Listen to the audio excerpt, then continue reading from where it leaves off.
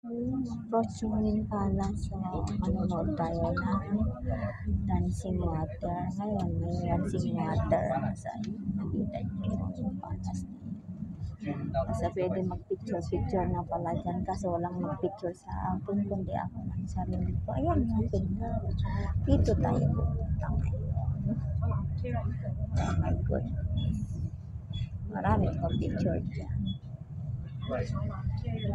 Hindi naman sa harapan, sa likod. Ngayon, nakikita niyo may dancing water na. Patatapos lang ngayon. Dear. Ayan. Yan yung dragon pinangain. Ewan ko kung free pa yung yung cable car. Ayan yung Grand Lisboa. Hindi ko alam kung paano pupunta dyan. Hindi ko pala na hinanap yung shuttle bus na sa ganda. Sa ganda niyan. Lagi kami nag-ubis.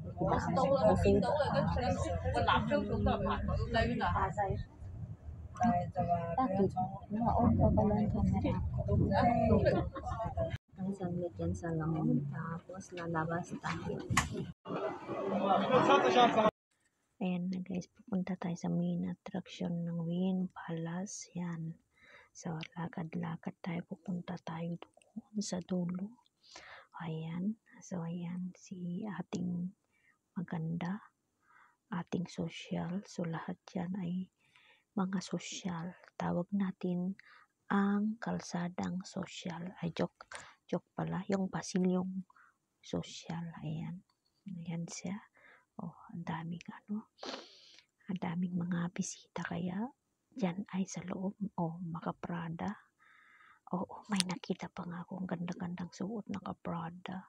Sana all, pero hindi po ako nag-ano niyan. Hindi ako nangangarap na makasuot niyan na. Sa totoo lang, dahil gusto ko pera.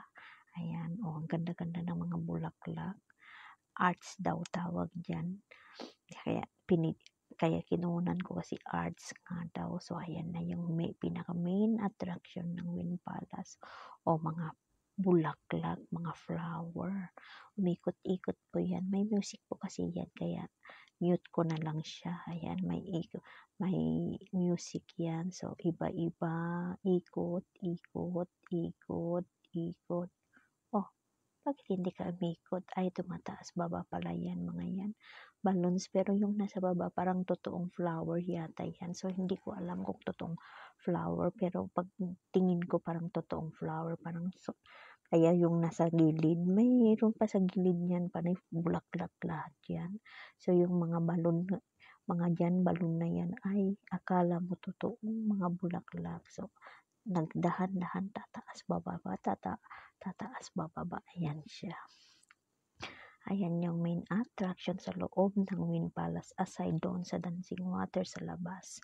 So, ayan siya. So, pag akyat mo naman, nandun yung cable car, pero hindi na ako umakyat kasi pagod na ako dyan, guys. Alam nyo ba?